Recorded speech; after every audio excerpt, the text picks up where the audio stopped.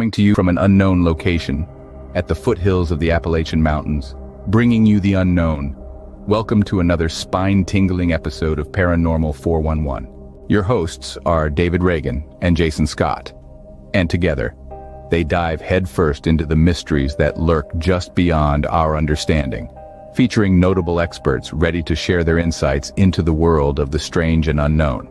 So pull up a chair, pour a cup of something warm, and prepare to be enthralled. Here at Paranormal 411, we're not just a radio show, we're a community of truth seekers, adventurers of the mind, exploring the boundaries of the known and unknown. We invite you to join us, to share your thoughts, your experiences, your questions. Whether you've had your own encounter with the supernatural or you're simply intrigued by the inexplicable, we want to hear from you. So, don't be shy. Drop a comment and let's unravel the mysteries of the universe together. Buckle up as we journey beyond the veil of the ordinary, into the heart of the extraordinary. This is Paranormal 411, where the inexplicable meets reality and imagination takes flight. Stay tuned and remember, in the world of the paranormal, nothing is as it seems.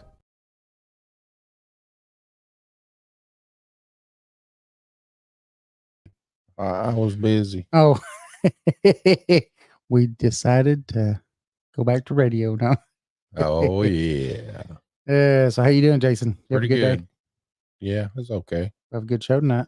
Yes, we do. Got a guest. Miss Sherry Michaels Perry Oh coming yeah. back on. She's always fun. Oh Matter yeah. of fact, she wrote the foreword to our book coming out this Saturday. Yes. Saturday. And please, everybody that got an advance copy when they come out, if you don't mind going ahead and writing a review, that would definitely help the sales. Oh yeah. And we'd appreciate it. East Tennessee Hauntings and Lore, Edition 2, coming out this Saturday. That's a nice hardcover. Yep. Yeah. Pretty. So we're gonna be talking about some Men in Black. Ooh. But first, David's got to do his little spiel. I gotta spill it.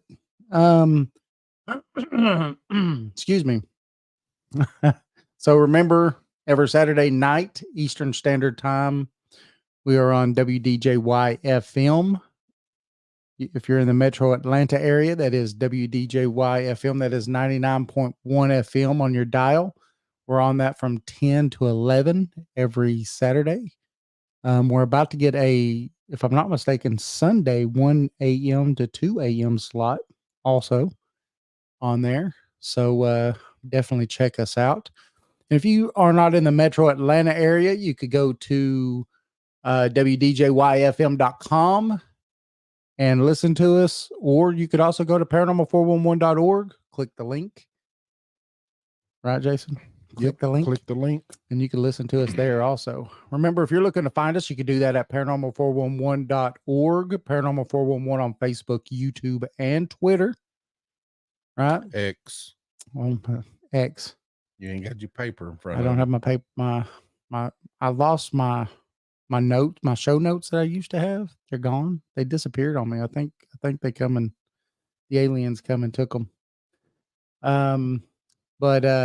Yeah, on Twitter. And remember, we're on all of your favorite podcast platforms. Join us. Join us. We're also in Denver. Yes. Colorado on 92.9 FM. Yep. And 89.3, right? HD. Yeah, I think that's a AM. Yeah. Maybe. Well. So 92.9 FM on your FM dial. That's right. In Denver. We're also on in California too, but I don't know what that one is. No, I don't either. So we'll have to wait and figure that one out. Yeah. Well, I'll have to make a new paper. Try to put it all on there so I don't have it wasted. Wasted time. All right. We're going to bring Sherry Michaels Perry on. Let's do it. Founder of Appalachian, I can't remember, hauntings and folklore Yeah. on Facebook. Yeah. Appalachian hauntings. She also, and folklore. like I said earlier, wrote the forward on our book. Oh yeah. So Here she is. Hey Hi. guys, hey, how you doing? I'm good. How are you all? Oh, doing pretty good. Doing good. Loving doing these 3 shows a week. It's fun. You all have come a long way. Thank you. Yeah. I mean, you know, We couldn't do it without people like you, though. Yes, absolutely. And thank you for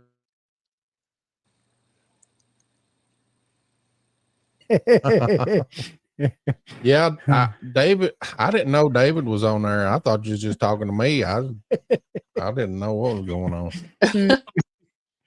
Yeah, it was funny because me and you had talked and you was like, yeah, I'd like to come on. I could come on tonight. And then Jason's like, oh, I'll get with you tonight sometime with the time. And I called Jason. And I was like, Jason, do you not read what it is we're talking about? Sure. On tonight. It didn't show up. I don't know. It did after I looked at it, but I just didn't see it. It was funny. I was a little confused for a minute, but we got it worked. Yes. I would have been confused too. Yeah. So how you doing? I've been doing good, working a lot, playing with my grandkids, that kind of thing. So that's awesome. You also had a possible sighting not too long ago, didn't you? maybe, I don't know, I think you did. I think you had a sighting. Mhm. It was pretty cool. Tell us all about it. Well, I threw her out on the I was just driving to work on Friday, and I was trying to get there early because they're doing some road construction, and I wanted to beat that through there. So it was still kind of foggy. It was about 7 a.m, and like all of a sudden, up in the sky, I saw these really bright, like LED lights, kind of shaped like a big diamond shape, and it just kind of like moved forward and then moved back really quick, and I'm just not sure what it was. I think it was a UFO. Probably they're coming to get me, to probe me. That's right. Oh no. I always tell the wife, I say, do you feel special? Because that's one of the things, they make you're special. So if you ever wake up feeling special, you've been got. I knew a guy, he had an experience. He was mowing a church lawn, and he said it looked like a mother ship had come down and it was over him, and that's the last thing he can remember until he woke up with a hole in his belly button. Oh my gosh. A little wound. Oh. So, they done something to him. Wow. No probing there. They just went for the belly button. Straight in the belly button. Huh. That's they probably probed him too, he just didn't want to say. That's right. Oh, it's funny. So what do you want to talk about with us tonight? Well, I was wanting to talk about Point Pleasant, West Virginia. Back in the 60s, I really can't talk about it without starting with the Mothman, West Virginia's favorite cryptid. But after the Mothman was sighted in Point Pleasant, people were starting to be visited by what became known as the Men in Black. These really strange figures that were dressed in black suits, a hat. They had very white, almost translucent skin, and they had just the biggest, fakest smiles. And so they had unusually long fingers, and they would knock on the door and say they wanted to talk to him. So being West Virginia, people would invite him in, to have some coffee and cake and whatever, and said that they acted like they didn't even know how to use silverware or drink from a cup, and it was really bizarre. And they were just warning them not to talk about the Mothman. And so I had a friend who had a little experience in Point Pleasant a month or so ago, and she told me about it. And so it kind of been on my mind since then. And I was just wanting to talk about the Men in Black. Awesome. So I think I'm going to start with the history and then build up to her experience. Okay. That sounds good. Yeah. Okay. But back in November of 1966, people around the Point Pleasant area started seeing like a 7-foot tall gray figure, big wingspan with red glowing eyes. And the first group of people that saw it was in November of 1966. And it was 5 men who were digging a grave in Clendenin, West Virginia. And they claimed that it flew overhead and they saw it and it frightened them a lot. But, you know, at the time, they didn't say anything. And then later on in November, this 2 couples were out riding. It was Roger and Linda Scarberry and Steve and Mary Mallett. And they were riding up the road in an area called the TNT area. And this is an area that was used, there was bunkers there that they used to store ammunition during the World War II. And it is just kind of overgrown and not really used for anything now. And, you know, lots of places for something to hide. And they passed a 7-foot tall figure. It was gray with red glowing eyes. They passed it in the car. And they're like, what in the world is that? And they soon realized that this was chasing them. It chased the car down the road. And, you know, they were like really scared. And they got home and, you know, it chased them for several miles and they finally got away from it. And then a couple of nights later, another couple were pulling up in front of a friend's house that they wanted to visit. And they saw the same figure coming at them. And they ran in the house really quick and locked the door and said that the creature was on the front porch and like peering in the windows at them. So, you know, they reported this and it was in the news and, you know, everybody was kind of making a big deal about it. And there was one particular reporter named Mary Heyer, and she was doing all kinds of stories about the Mothman. Well, soon it started getting reported that people were being visited by these men and women in black, dressed in black. They were all in these black sedans. And they acted really strange. You know, they had huge smiles on their faces, the white translucent skin, their fingers were abnormally long. And people began to notice as they invited them in, you know, for refreshment, that they acted like they didn't know how to drink out of the cups, didn't know how to use silverware. And they were really starting to scare people. And they were just insistent that people needed to stop talking about the Mothman, that it was just ridiculous. You know, don't talk about it. You know, don't talk to this reporter anymore. Don't give her any more information. So another couple reported that they were out and they noticed that a man and a woman, you know, dressed in black, were taking pictures of them. And the husband got really mad because they were taking pictures and he started chasing them and they jumped in their car and ran away.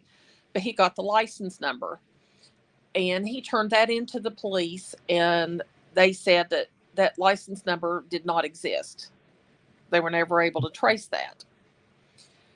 And then Mary Heyer, the reporter that was, you know, putting out all the Mothman stories, she said that she was visited several times by the Men in Black, and they were really putting a lot of pressure on her not to write about him anymore. And so, you know, people were really getting to, they were getting to be more scared of the Men in Black than they were the Mothman. And this went on for several months, and there was a few more sightings of the Mothman. And then people in Point Pleasant, several people, Mary Heyer, the reporter included, started having really strange dreams. And Mary Heyer had a very vivid dream of Christmas presents floating in the river. And another lady had a dream about, people dying in the river, people drowning. And right before Christmas in December of 19, in December, that was 67. Around 5 p.m. at Christmas time, during rush hour, the Silver Bridge that connected Point Pleasant to Ohio collapsed, and it killed killed 46 people and left 9 injured. And the whole bridge fell just because of a 2.5 millimeter defect on a single eye bar. Wow. Yeah. And then people were talking that, the Mothman had been coming. That's why we were seeing the Mothman, because he was warning people that something bad was going to happen. And there is a picture out, supposedly, of the Mothman sitting on the Silver Bridge a few days before it collapsed. So after this, the bridge collapsed. Nobody ever saw the Mothman again. And eventually the Men in Black stopped coming around, supposedly. So about a month ago, my friend and her husband were driving through Point Pleasant, and they decided that they wanted to stop and look at the statue. There was a big statue of the Mothman in Point Pleasant, and they wanted to get some pictures with it. So they were taking turns posing with it, and my friend noticed that over on the sidewalk that a lady was staring at them, and they said she just had this huge smile on her face. And my friend had never heard about the Men in Black. She had never heard that story. And she said that it reminded her of that movie Smile, where those people were being real bizarre. So her husband saw the lady too, and they decided to get out of there. So they got in the car and they turned and looked, and she was gone. And they didn't see her anymore.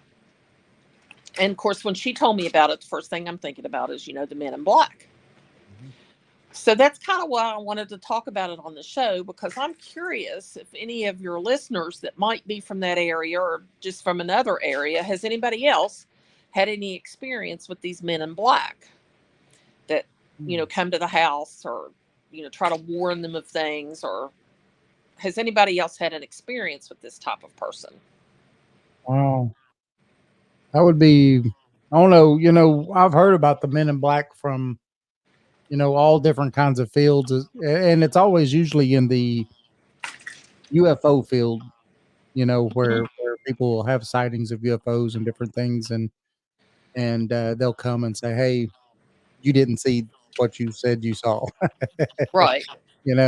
click click, no, and so, but that's one thing that people always say is that they're pretty afraid of these people when they come.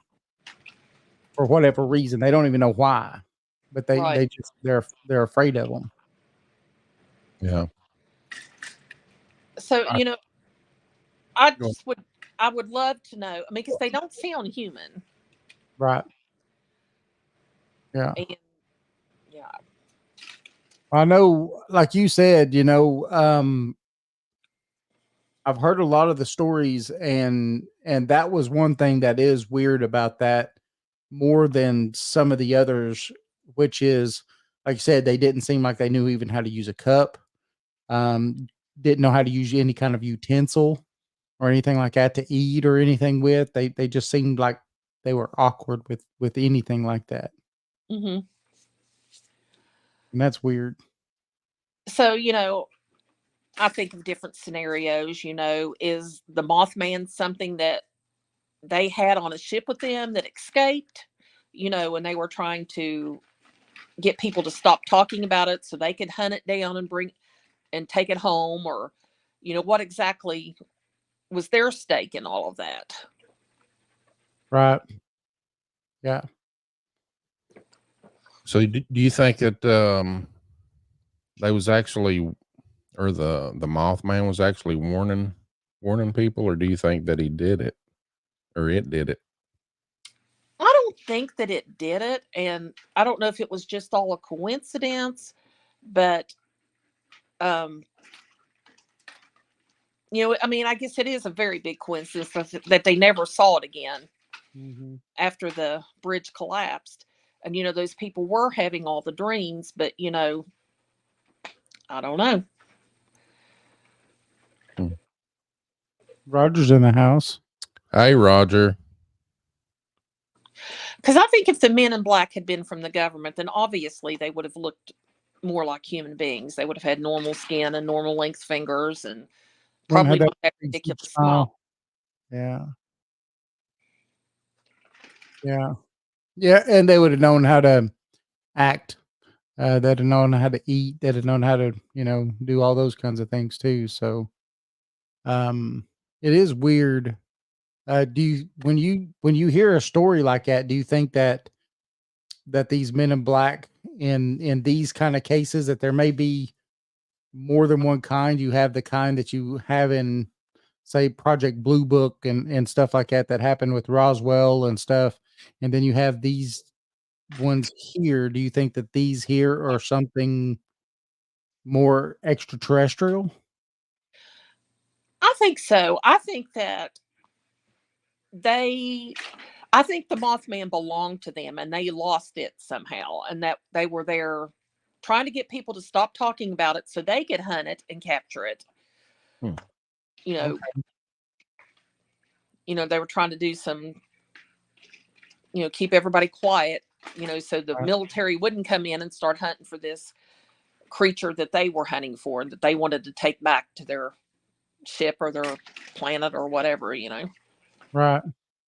Well, that makes sense, especially when you put everything else, in the context of it, where they don't seem to fit in at all.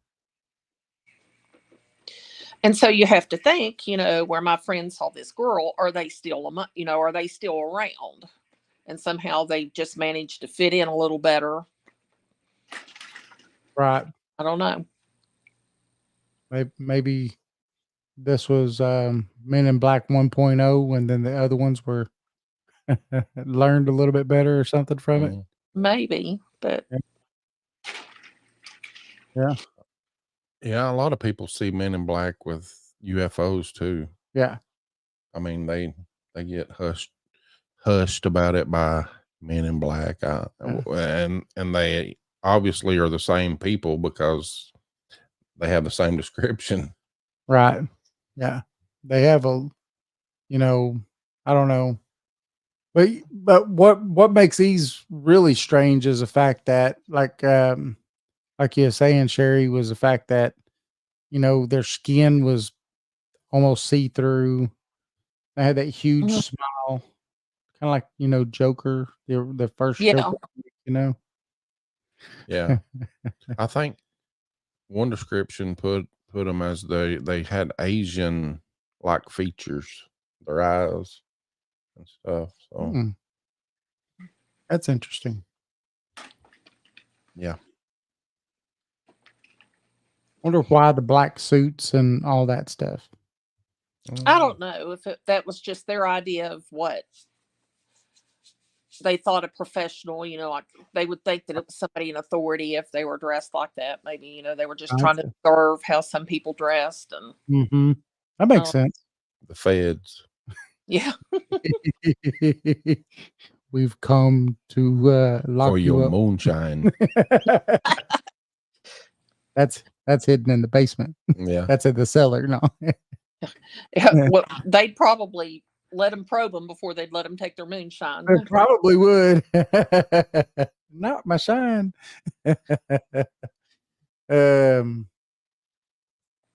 So when it comes to these specific Men in Black, and did you well, I'll ask this question first. Did you talk to your friend about it after you kind of figured it was the Men in Black? I did, and she said, that she was very intrigued. She said that she had never heard that story, and it made her wonder. But,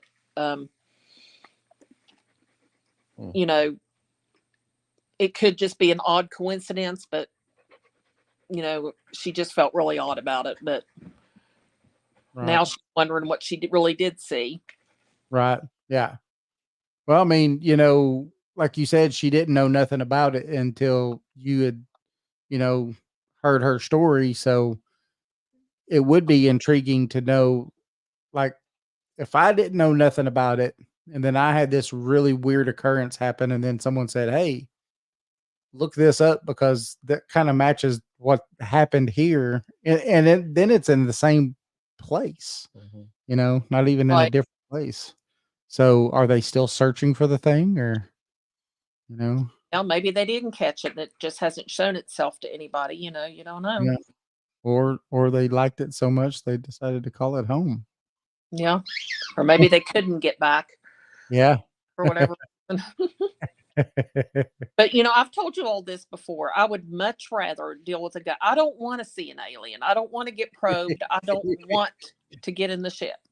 Yeah. Just haunt me. Just haunt me any day of the week before you bring me an alien. Oh, it'd be fun. They bring people back. Not always. Travis Walton came back. Yeah, I don't know. The same after they bring him back. Yeah, he was pretty bad off for a while. Yeah. Maybe it's just trying to understand. Maybe he finally understands now. He does. If you've listened to him, he actually says that it was a positive experience. He actually says that thinking back on it, whenever that ray hit him or that beam hit him, he thinks it was not intentional, and that them taking him was them repairing him, was them fixing him, and stuff like that. So yeah, he actually puts a pretty positive spin on it now. Yeah. So I don't remember any names, but I watch a lot of documentaries and stuff on Prime. And I was watching a video of this man.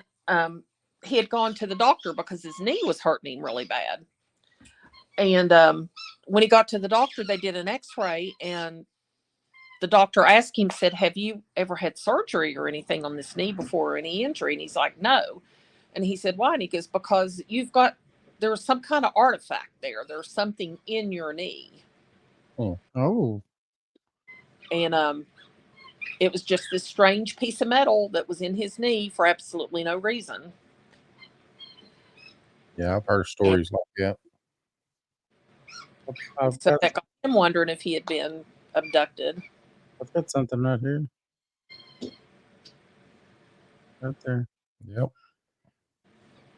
I know when they have the Mothman Festival, don't they have Men in Black too, that they kind of like dress up and run?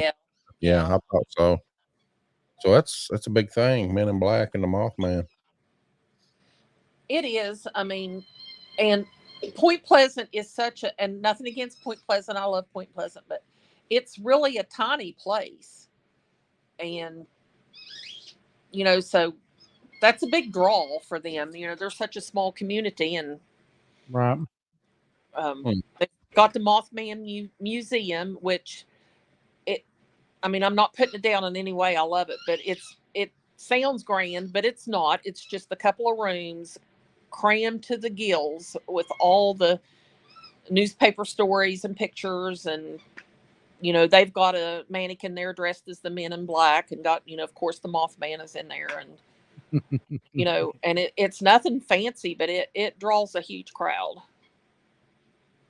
Yeah, see it all over the internet when it's happening. Yeah, the wife's like, "We're not that far away. We've got to go." Now, I've never gone up there for the festival. I've gone up there. My granddaughter and I like to go and stay in haunted hotels, and right across the street from the Mothman statue is the Low Hotel, and it's supposed to be really haunted. And so we went and stayed all night there, and it's an old. You could tell that it was a really elegant place in its day, and it's still pretty nice, really. But we stayed all night, and they had the majority of the ghost stories in that building were supposed to have taken place in the ballroom, which you were not allowed to go up anymore. They had it roped off. So of course we waited till midnight and took our shoes off and went up in our socked feet. We went up into the ballroom and looked around, and it was creepy, but it was just crammed full of old furniture they didn't use anymore. And of course, nothing happened while we were up there, but we were able to scare ourselves pretty well. See, Michelle's like, we can stay at the haunted hotel. Yeah. We stayed at one before. I forgot exactly where we was at, but Savannah. yeah, Savannah.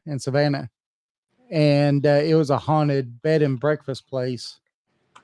And they had actually got a body when they was doing some renovations. They actually found a body in the walls of the place. Oh my gosh. Yeah. Didn't have anything happen while we were there, but we went on some pretty cool tours, some ghost tours while we were there. And there's supposed to be a really haunted cemetery, but it had closed before we got to go do some investigating. So Okay. Yeah. If you get a chance to go back down there, there's a cemetery right in the middle of town that dates back to the Revolutionary War. And when we went down there to Savannah, we were doing one of the ghost tours, and it had stormed like about an hour before our tour. And you know how says it always makes the energy better. And my daughter stuck her arm in through the fence and took a picture, and we have the best picture. It looks like a guy sitting on a horse. Oh, And there was nothing in that cemetery that would make that picture. And then, like you, my son Matt had gone down there another time, and he and his wife and kids stayed in a bed and breakfast, and his little boy was about 2, and he kept getting real excited and pointing in the corner and saying, "Spooky, spooky." So my son emailed the lady that owned the house, and she's like, "Oh yeah," she said, "it's haunted." She said they love little kids. So wow. I mean, Savannah's just full of all kinds of stuff. But the big cemetery down there is called Bonaventure. And I don't know, I get really excited about cemeteries. It's an old, beautiful cemetery filled with these big giant oak trees and all that hanging moss. And it's just, and they've got all these, monuments. They don't make monuments like these anymore. All these statues and big, beautiful mausoleums. And it's a really cool place. Yeah, we had fun. When I went there, I guess it's been 5 years, maybe even longer, 6 years or so, 7 years. I had just had a motorcycle wreck. So I had broke 6 ribs. I cracked 2 vertebrae, and we went on like a 1.5 mile walk, or might have been longer than that, but it was a pretty long walk. And did the tour and all kinds of other stuff. It's a beautiful place. Beautiful. It place. is. We never get tired. We've gone down there. Well, Matt's gone more than me. I've gone down there twice. I just never get tired of going down there. I love it. Yeah, we was actually stopped there for a night, but we was actually going to Florida for our vacation, and I told her next time I just want to spend a week there. What we usually do is get a place down at Tybee, at Tybee Island, and then because it's just like 15-20 minutes to Savannah from there, and it's really nice. But if you're into ghosts, that is the place to be. Yeah, it was fun. I had a blast. Yeah, we're into ghosts. a little bit. Hey, we're going to take a quick break if that's okay. Okay. Break time. Take a quick break, and when we come back, we'll talk some more with Sherry Perry. Oh yeah, remember we got a book coming out this Saturday, East Tennessee Hauntings and Lore Edition 2, and Miss Sherry Michaels Perry wrote the forward for it. Yes. Thank you, Sherry. You're welcome. That was an honor. And again, that comes out this Saturday. I think I said Friday, didn't I? That comes out Saturday. Well, yeah. It's supposed to be 12 a.m. Saturday, but I don't know what UCT time is. I don't know. Yeah, that's You're complicated. speaking above my pay grade here. But remember, we're live where?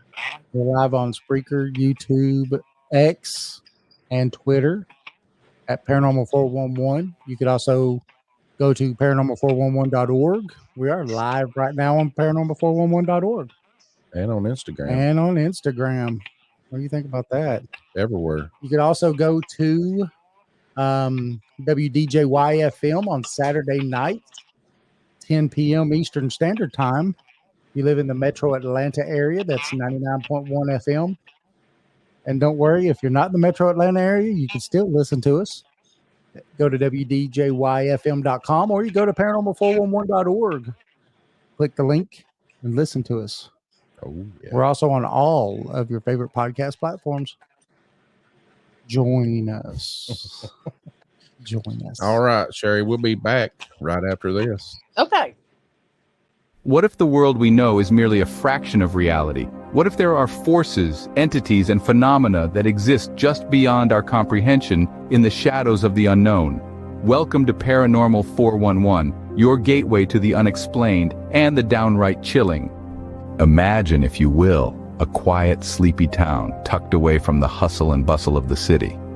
The locals tell tales of a house atop a hill where strange lights flicker and eerie sounds echo in the dead of night. Some say it's haunted, others claim it's a portal to another realm. Whatever the truth, one thing is certain, those who venture there are never quite the same. Or picture this, a clear, starry night in the heart of the desert. Suddenly a blinding flash cuts across the sky, a craft of unknown origin moving at impossible speeds. It hovers, then vanishes, leaving only questions and a sense of awe. Could it be visitors from another world or perhaps a secret government project? These stories, these encounters with the unknown are what we love here at Paranormal 411. Our mission? To explore the unexplored, to question the unquestioned, and to shine a light into the darkest corners of the paranormal. We've journeyed through haunted houses and UFO sightings and into the mysteries of cryptids and psychic phenomena and pondered the existence of other dimensions. And yet, there is so much more to discover. Paranormal 411 is your guide to the unexplained and the extraordinary. Here we talk about the mysteries that lurk in the shadows of our world, from haunted houses and UFO sightings to cryptids and psychic phenomena. We love to question, to explore, and to understand the unknown. There's a world of mystery out there just waiting to be discovered. So why not join us on this journey into the unknown? Subscribe to our YouTube channel and become a part of the Paranormal 411 community. Together, we can uncover the secrets that the universe holds. Welcome to Paranormal 411. Your journey into the unknown starts here. Join us. In the heart of Madisonville, Tennessee, lies a pizzeria like no other. Step through the door of Legends and Lore Pizzeria and be transported to a realm where paranormal and cryptid encounters, along with mouth-watering pizza, go hand in hand. Meet Eddie and his crew, who serve up slices of the supernatural along with the best pies in town. With the walls adorned with eerie artifacts, indulge in piping hot slices that melt in your mouth and tease your taste buds. And it's not just the locals who love the incredible pizza. Legends and Lore has been selected as the best pizza joint in all of Monroe County.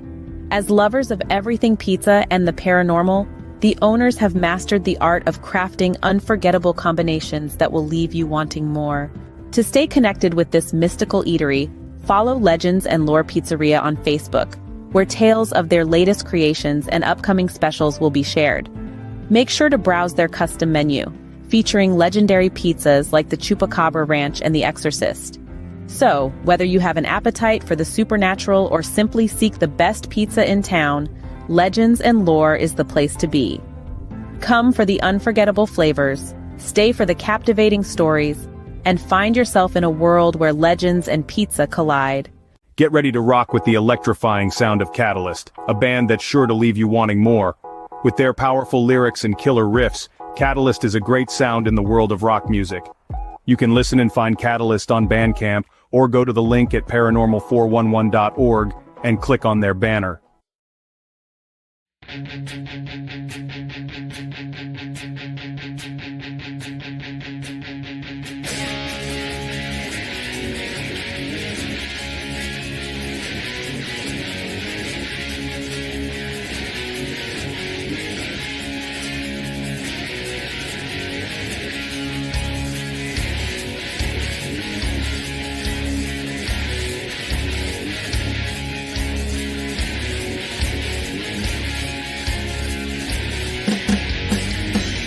Rock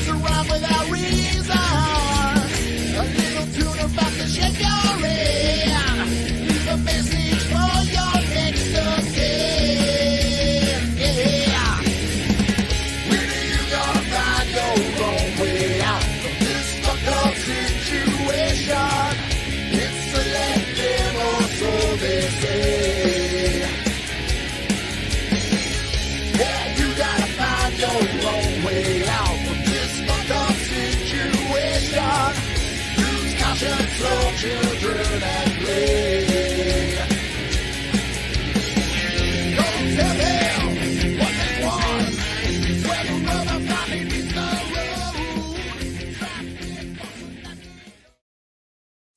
road. All right, we are back Back. from that quick Oh, break.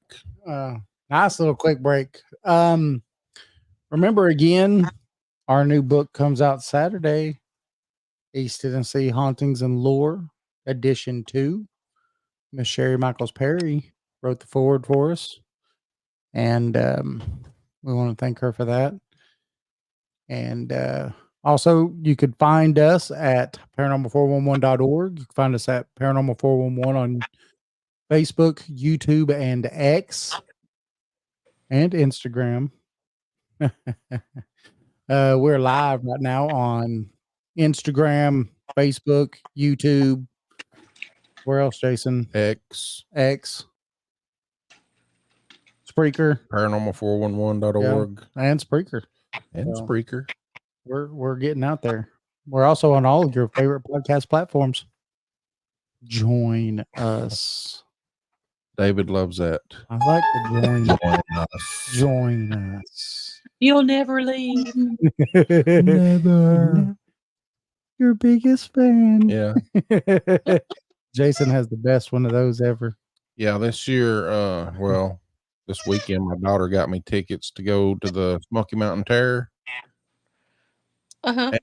There, it was in Kingsport, and I got to meet all kinds of celebrities. Pretty fun.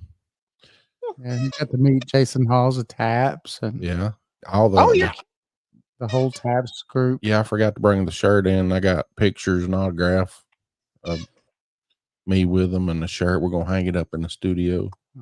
Yeah. Also, have you ever watched Twilight? the moon. Oh, yeah. Met all them. They're Really? It's pretty wild. Yeah. Huh. It was pretty fun. It was quite Were a they few people. sparkling? Hmm? Were they Were they sparkling? sparkling? No, they were normal. Dang. Some of them Okay. didn't even look the same. No No. makeup on. Carlisle looked like he was 10 years old, but he's Oh my really gosh. 50. He's 50, but in the movie, he looked older than what he really looks in life. That's Proud that makeup. interesting. Right. So Roger asked the question, why black suits? I think that they thought that they would look more professional that way, Yeah. more believable. I don't know. Because Yeah. this was back in the 60s, so it was pretty common for men to wear black suits, businessmen or officials. Little fedoras. Mm-hmm. Yeah. What do you think, David? You think Going to town on that toy. Beep, beep, beep, beep. Oh, It's awesome. No, it's good. I like it. My puppy dog sleeps more than she does anything. She doesn't play that much. She just sleeps. well, this one plays and plays till she collapses, and then she sleeps and won't move. So That's awesome. No, I don't know. I think the black suits are like Sherry says. I really do think that they're a way to try to blend in, or like she says, the thought of an authority figure. yeah, look professional. Yeah, and That's what Roger says. Look suitably governmental. right. I mean, because even today, of course, I don't know. I'd probably look at their fingers to see how long their fingers were. But if two men came to your door dressed in suits, you're going to think they're either Jehovah's Witnesses or they're from the FBI. I don't know. That would be me. Well, one good thing is if you have no trespassing signs, Jehovah's Witnesses will not go on there. So I would already know that they weren't Jehovah's Witnesses because I have no trespassing sign coming up my driveway. No soliciting. Yep. I'd automatically think, I know I haven't been cheating on my taxes, so you better not be from the IRS. They usually don't come or call, they send letters. Right. We know Yeah, this. I'll have one on my doorstep tomorrow. Do not talk about the Men in Black on the podcast. You know, you might. Now, if that happens, we're gonna have to release that. You know that, right? We'll just Have to scoop it. yeah, have to be like, whoop. Here we go. Has anything else happened in West Virginia that prompted them to show up, or just that one particular? That's really the only thing I know of. Sitting there saying, you did not see the thing you thought you saw. Yeah, they got Will Smith in there with them. That's it. They're gonna do the little flashy thing. You're gonna have a good life. No, for me, the Men in Black, like you said earlier, Sherry, is almost well, I'll say it is just as intriguing as, you know, the phenomenon that happens around them, right? So the whole reason that it seems like they even come, and that's pretty crazy. But then these people start showing up, and it seems like they almost harass people, you know, to try to tell them, you know, you didn't see this, or you're not going to talk about it anymore, or you know, sometimes even as much as threatening people. Yeah, I mean, Mary Heyer, the reporter, felt very threatened. And, you know, they very much harassed her. They visited her several times and were very insistent that she stop writing her articles. And she never did. She stuck with it. And, but, you know, there are reports that she felt very threatened by them. Right. Yeah, you remember that show Art Bell did about Mel's Hole? Mm. I don't know if that was the Men in Black, but they pretty much confiscated his land and everything and told him to get off, that they was taking it. I don't know if that was probably just the government, but it's different the way it happened in Point Pleasant than how it happened with them. Right. Yeah, it seems like we were saying earlier, what happens again with people around Project Blue Book, you know, when people were seeing all the UFOs and everything was going on, like those acted different than these did in Point Pleasant. Yeah. And even but they dressed the same. That's what's weird about it. It's like, was one mimicking the other. Well, you know, I know this is just a TV show, but in Blue Book, there was a man that was kind of weird looking with light skin and sort of tall and slender. You remember that guy? Mm-hmm. He was kind of harassing his wife. I just don't think, I mean, I guess, you know, diehard Mothman fans know about the Men in Black, but most people just know about the Mothman. And Right. I just feel like there's this whole other story along with this, with the Men in Black, that really scares me more than I mean, not that I want to see the Mothman, I don't, but the Men in Black almost scare me worse than the Mothman.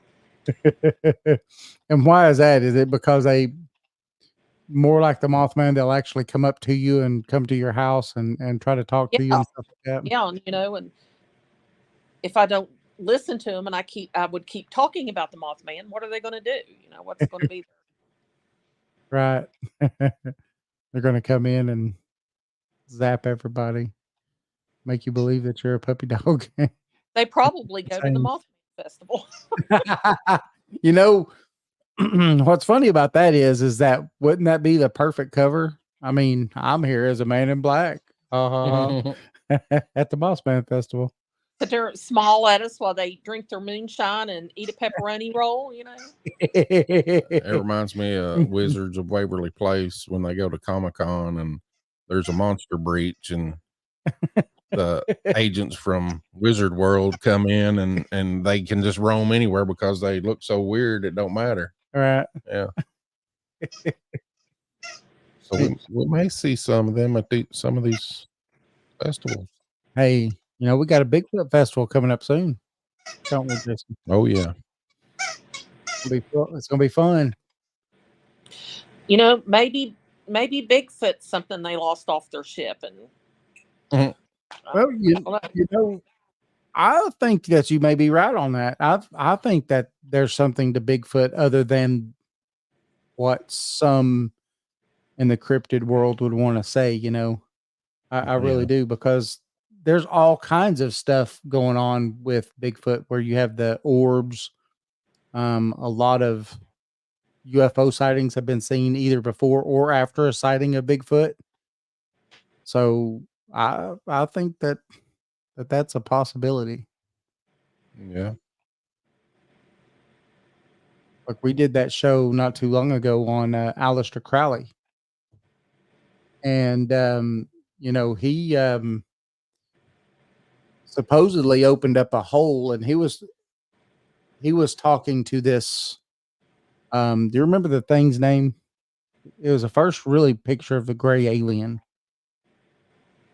that he drew, and Mm-mm. I forgot its name, I don't remember its what it name. called itself, but he he wrote down and had a thing where he wrote down every ritual he performed, everything that happened in the ritual, but every ritual that they did with this being to talk to this being, they didn't write down. And it was funny because after all of that is when mass UFO sightings and stuff started happening. And a lot of people think that maybe he opened up a portal, or this being told him some stuff to help have him open up a portal to our world. Hmm. That might be where we're getting UFOs and Bigfoot and all Yeah. kinds of other stuff coming in. Yeah, I believe in portals. Jason likes the portal theory. You know, Matt from Restoration Ministry said when he was in the military, they tried to get into NORAD. I don't know. I guess him and some other military people. He said the man in black suits almost killed him. Really? Yeah, Well, that's what he. I think that's what he's saying on here. that's pretty crazy. Huh. That's nuts. NORAD, that's not a place to mess around anyway. No, Hmm. We would probably just have our minds blown if we knew everything that the government's hiding from us about aliens or cryptids or anything like that. I don't know. Well, you know, I think you're right about that too, because you know, I think it was in the 90s. I think it was maybe the early 2000s, but you had the uh, CEO of Lockheed Martin that came out, and it was during a graduation, and he'd done a speech for the graduating class, and it might have been MIT or somewhere. I forgot exactly where it was, but in his speech, he literally said, um, "We now have the technology to take ET home." Hmm. And you could actually look it up. You can look that speech up. It's on YouTube. Uh-oh, Sherry disappeared. What's up, Sherry? Sherry. Hello, Sherry. She might have lost signal. Or she accidentally hit the Yeah, the button. camera button. Anyway, she may be back here in a minute. Yeah, but no, I mean, when you have someone of that stature say, "We now have the technology to take ET home," And that was which one? Which speech? he was at a graduating class of like MIT or Yeah. something like that. You can look it up online, on YouTube. You just type in, I think it's like, I think it was like, just put in Lockheed Skunk Works, you know, CEO talks about take we could take ET home or Yeah. something like that, and it'll pull it up. I've watched it several times. It's pretty interesting. Hmm. Pretty interesting. Yeah, looks like we lost Sherry. Oh, Dang it. that sucks. Well, I guess it's about time to go.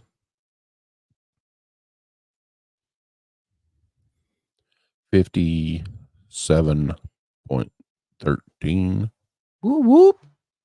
Well, I was hoping that Sherry would come in. We're getting more and more and more people watching. Right. Hey everybody, if you're watching, if you just say hey to us, that would be awesome. We'd appreciate that. A like and a share would be really great. And if you're not following us, if you'd follow us, that'd be even better. Yep. I can't. She's still showing that she's there. Yeah, maybe go out of it and click back on the link. And She says she's back. No picture. No sound. What does Roger say? Don't gap yet. Don't go yet. Don't go yet. Susan says, hey, what's up? Christina, hello. Yeah, thanks everybody for saying hey. We really appreciate it. All the likes and hearts and all that stuff. We love it. We do. Remember everybody, while Sherry's gone, she wrote the foreword to our book, East Tennessee Hauntings and Lore, Edition 2. This Saturday, this book comes out. You can buy the hardback or you can buy the paperback copy. But you'll get this beautiful book in your hands. And I'll tell you, it's awesome. Oh, yeah, it is. It's awesome. I want to thank everybody that comes on and listens to us, whether it's live or not. Remember, we started doing these Tuesdays and Thursday shows for the listener. Anybody like Sherry wanted to come on and talk to us about some Men in Black and stuff. You have any stories that you want to tell or anything that happened to you that you want to talk about? Come on to our Tuesday and Thursday show, right, Jason? Oh, yeah. We would love to have you. All you have to do is email us at info@paranormal411.org. That's info@paranormal411.org. We would definitely love that. Yeah, Michelle said the alien's name was Lamb. Lamb. Yeah. Thank you, Michelle. That's awesome. Yeah, Lamb is the one. Ha. There she is. We got her. We got her back. Mm-hmm. What was we talking about? I was talking about that we now have the technology to take ET home. Yeah. And so, like Sherry was saying, should be afraid to know what technology that our government actually has. That's just a taste of it, I think. Mm-hmm. Just barely a taste. What do you think? I agree, but I told I don't really want. I'm happy in my ignorance. I've been on a hard search for almost all my life for something, and I want to keep searching. You all can find ET, and I'll go looking for the spookies. Hey, the spookies is something that we love to do too. We've got a 1-hour show that Jason will be putting out of ours here sometime. Yeah. You get to hear Jason scream. I swear it was real. It knocked me off my feet. Well, what's crazy is that you weren't the only one that saw it though. Yeah. Susan saw it and your wife saw it. So yeah. So it was pretty crazy. I was on the other side of the room filming. So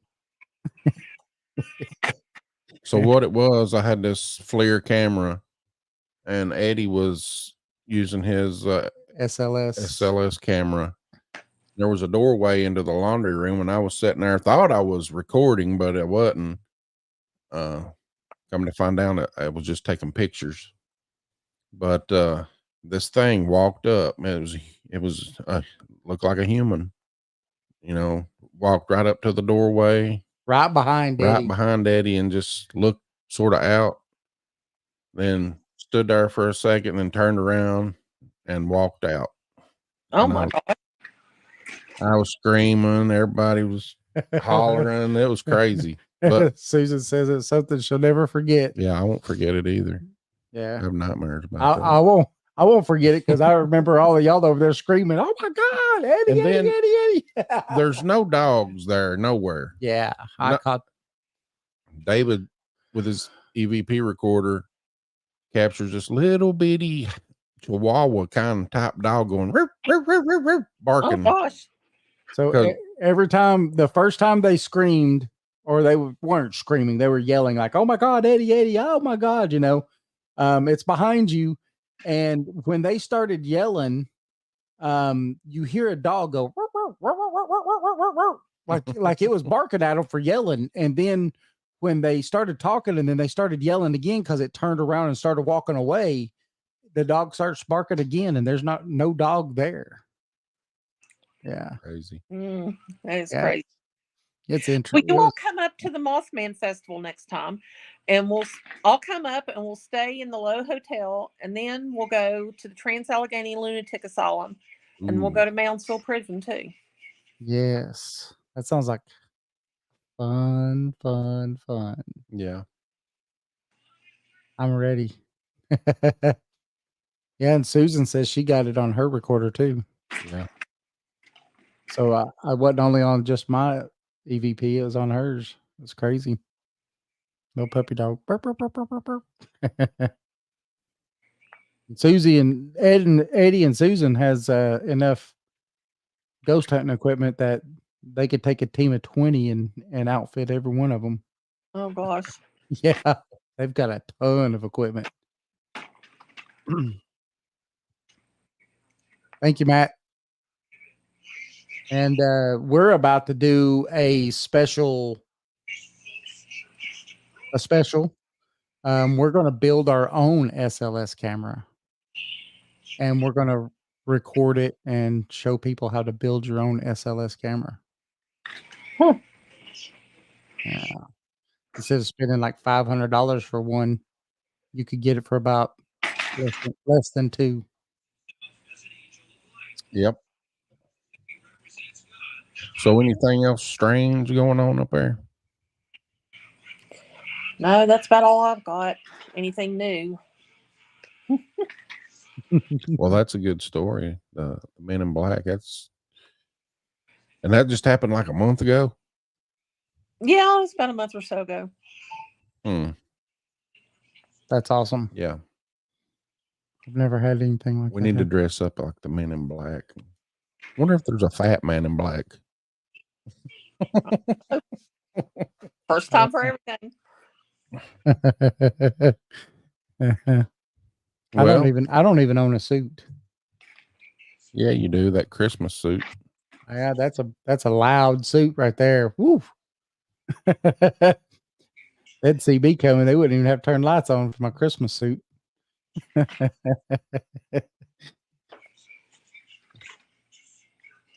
Well, Sherry, we want to thank you for coming on and sharing that with us. Well, I'm glad you let me. If anything else happens, definitely let us know. Message us again, and we'll do it again. Yeah. Okay. You have any more like really good spooky stories like you go on and talk about a lot? I don't really have anything new on that. Just I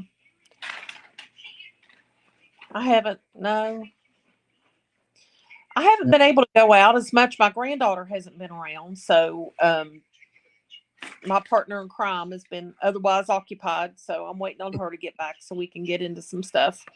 Gotcha. All right. Well, y'all catch some really good stuff like that, EVPs and all kinds of stuff, we'll definitely have to have you on and talk about all that stuff too. That'd be fun. All right. All right. Thank you, Sherry. Thanks, Sherry. Thanks. See y'all later. All right. You Hey, have a good night. when I get the author copies of this book, I'm gonna send you one. Oh, thank you. Okay. All right. Bye. All right. Bye-bye. Sherry Michaels Perry. Oh, yeah. Thank you, Sherry. That was awesome. It was. She's always a good guest. Yes. Always got some good stories. We And first had her on, how many years ago was it, Jason? and 3. Remember we did that special for Halloween? Yeah. And she was on that special. Yeah, we And- was Project Dark Corona then. Yeah, and we got chased in the house by the Wendigo. Yeah. Remember? I think it's a Wendigo. We need to play that for them one time. We do that. Yeah. I'm sorry, but that was fun though. Yeah, it was. We rehearsed that, yeah. and Recorded it. recorded and still laughed a couple of times. It was funny because we had the soundboard with all kinds of different sounds for the doors closing and all that stuff, and we had to hit the buttons just at the right time and do all that stuff. It was really fun. We was trying to get the bunker doors closed. Yeah. Before the Wendigo. Close it. Whew. I think that was a pretty great show. Roger says come over there and we'll do an investigation over at his house. You still got that camera set up, I hope, on the floor. Watching all the shadow people. I want to thank everybody that's been listening, watching. Roger, Matt from Susan. Restoration Ministry. Matt. Yeah, go check out his YouTube channel, Restoration Ministry. Michelle. Christina. Susan. I want to thank you all. Raja Bob. Woo! So, who we got Thursday? We got a show Thursday coming up that is going to be a good one. Yes. Another listener stories and yes, it's going to be great. Stephen Watson. Yeah, from Arcane Discoveries. Oh yeah. He's going to be coming on Thursday and talking to us. So he's lived around here all his life. Yeah. Hunted and fished, hiked, camped. Yep. Everywhere in Monroe County, McMinn, Polk counties. Yes. So he's had a lot of experiences. Yeah. So Susan says, "Yay, Stephen. Yeah, we finally got him, Susan. We finally tracked him down and got him. But he's not going to come into the studio though, but we're still going to have just as much fun." And and so we're going to have him on Thursday, and who we got on Friday, Jason? Saturday. Saturday we We're not have doing a Friday show. It's a Saturday show. we have Linda Eastburn, author of Threshold to Encounters. Yeah. She's also got a podcast, doesn't she? She does. And so this is going to be pretty fun. Mm-hmm. And going to talk about her book. And I think it's, her book mentions a lot of different things from cryptids to UFOs to aliens to spirits and all kinds of stuff, right? Mm-hmm. Kind of like our book. Hey, she did. Oh, that's the cover picture of her book. So she's got a YouTube channel too, where she interviews Bigfoot, UFO, and paranormal experiencers. That's awesome. That's going to be good. Yeah. So we're going to have fun with that. That's Saturday. So we've got a full show lineup this week. We had Sherry Michaels Perry to kick it off today. And then, we've got Stephen on Thursday. Yeah. 7 p.m. Then Linda on Saturday. Yes. So definitely stay tuned, right? Stay tuned. Oh, man. Jason's got the good music going. Oh, yeah. Remember Remember, you can catch us at paranormal411.org, paranormal411 on Facebook, YouTube, and X. You could also catch us on Saturday nights, Eastern Standard Time at wdjyfm.com. You live in the metro Atlanta area, that is 99.1 FM. That is 10 p.m. Eastern Standard Time on Saturday nights. And you could also find us on all of your favorite podcast platforms. Join us. I like that music. I do too. All right, peeps. We'll see you Thursday. Have a good night. Good night.